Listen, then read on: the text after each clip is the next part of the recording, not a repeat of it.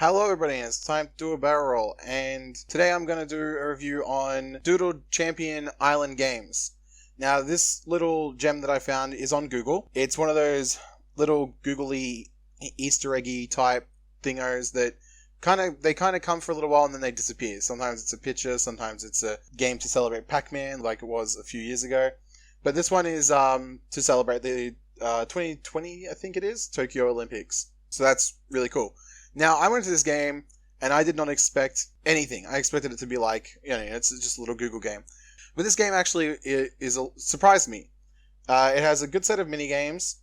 It has some pretty cool characters that kind of like you can meet along the way.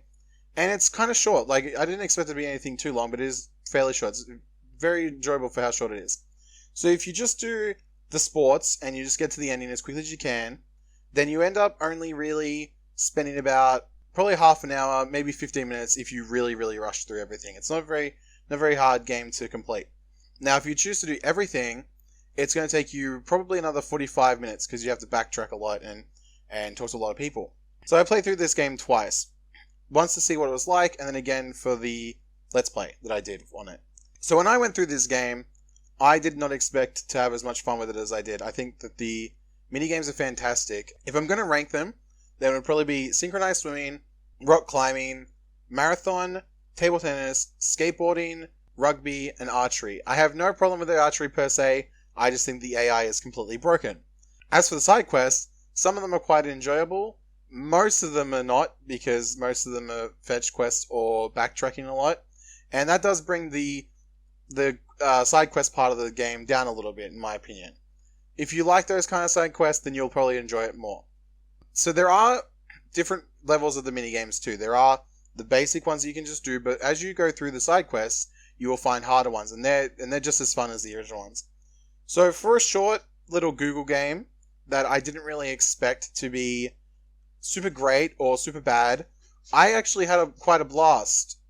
I would say if you have an hour spare and you feel like giving Doodle Champion Island Games a try, then I would highly recommend it. I can't say that it's like going to be in any sort of top 10 list or anything like that.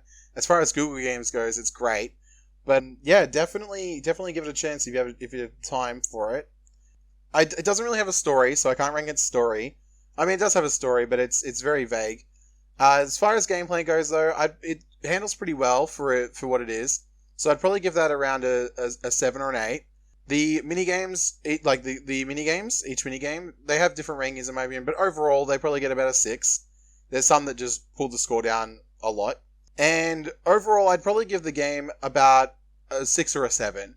It's enjoyable for a Google game, but you're not going to go into it and be like, oh, I expect this to be as good as a third-party title, or even an indie game for that matter.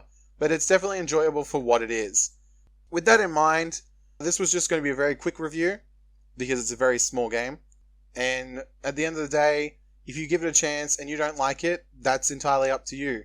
This is just my opinion of the game. Just keep that in mind. In saying that, thanks for watching, and until next time, wherever you are, stay safe and be well.